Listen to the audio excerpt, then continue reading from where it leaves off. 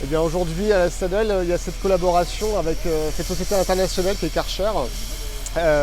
Karcher réalise en fait un mécénat de compétences avec la Citadelle. C'est un concours international que la Citadelle a remporté.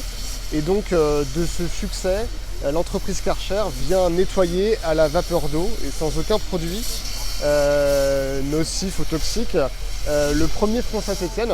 Donc on voit derrière moi des cordistes qui viennent mettre de la vapeur d'eau sur ce front pour enlever toutes les mousses, les micro-organismes qui donnaient cette couleur noire. Et donc on retrouve petit à petit la couleur naturelle de la pierre. Karcher, de façon générale, est un mécène engagé dans le mécénat de compétences depuis plus de 40 ans. Et à date, nous comptons 190 projets de mécénat de compétences à travers le monde.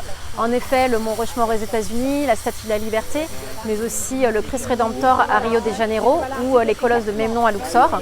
Et cette année, c'est en effet la Citadelle de Besançon avec qui nous avons conclu un partenariat de mécénat de compétences. En fait, ce mécénat de compétences a nécessité 2 ans de préparation, d'aller-retour entre la Citadelle de Besançon et Karcher France et Karcher International.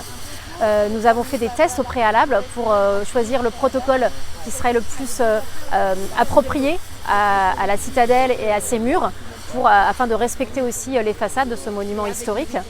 Et donc sur place, c'est une équipe de 5 personnes pour tout le mois de mars qui va aller nettoyer donc ce front Saint-Étienne, la porte d'entrée de la citadelle et les murs attenants, à l'aide de cordistes et de nacelles, puisque comme vous le savez, la citadelle du coup a une hauteur de façade à nettoyer qui est importante. Donc il faut être équipé aussi avec des cordistes et des nacelles. Ouais, on est 3 cordistes, moi-même, moi aussi je suis cordiste, et il y a un collègue de Karcher France qui est là pour aider, pour travailler avec nous.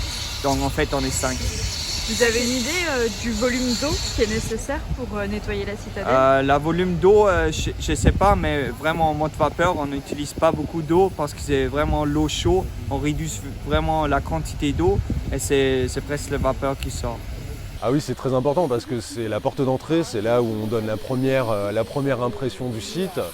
C'est important aussi parce qu'on essaye de dynamiser le site, de proposer des choses nouvelles et que accompagner en fait cette transformation par une nouvelle image dès le premier front, c'est important pour nous. Ça accompagne le mouvement qu'on essaye d'initier dans le site. Effectivement, on rentre dans un club très privé de sites internationaux qui ont été choisis pour ce genre de nettoyage par la société Karcher et du coup on est très fiers, effectivement, on joue dans la cour des grands là.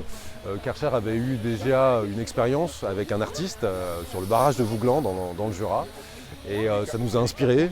On a trouvé ça très chouette, donc on a commencé à travailler avec cet artiste pour créer une fresque qui viendra s'intégrer dans une des étapes de l'exposition Dessine-moi ta planète qui ouvre le 13 avril.